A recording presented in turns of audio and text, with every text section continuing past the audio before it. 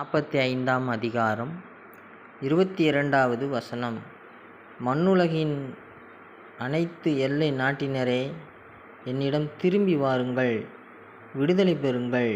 ஏனெனில் நானே இறைவன், என்னையன்றி வேறு எவரும் இல்லை. இந்த வார்த்தையை கொடுத்த கடவுளை நாம் கண்டதில்லை. ஆனால் அவர் இருக்கிறார்.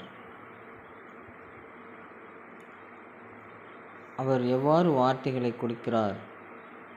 ஊழியக்காரர்கள் வழியாக,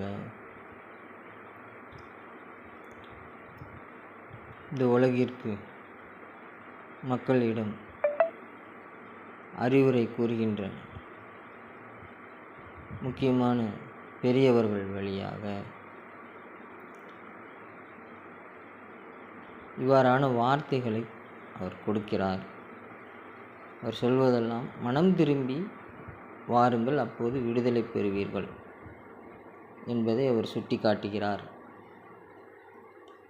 நாம் எந்த கஷ்டத்தில் இருந்தாலும், நோய்வாய்ப்பட்டு இருந்தாலும், பல பிரச்சனைகளில் இருந்தாலும், அதற்கெல்லாம் ஒரே தீர்வு நம்முடைய குற்றம் குறைகள் நமக்கே தெரியாது. அறிந்தும் அறியாமலும் நாம் செய்த குற்றம் குறைகளுக்காக நாம் மன்னிப்பு கடவுளிடம் கேட்டுக்கொண்டிருக்க வேண்டும். அவ்வாறு கடவுளிடம் நாம் மனம் வருந்தும்போது நாம் விடுதலை பெறுவோம் என்பதை அவர் உணர்த்துகிறார். நானே இறைவன், என்னின்றி வேறு எவரும் இல்லை என்பதை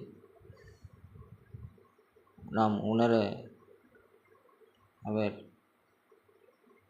இவ்வாறான வழிகளிலே உணர்த்துகிறார்.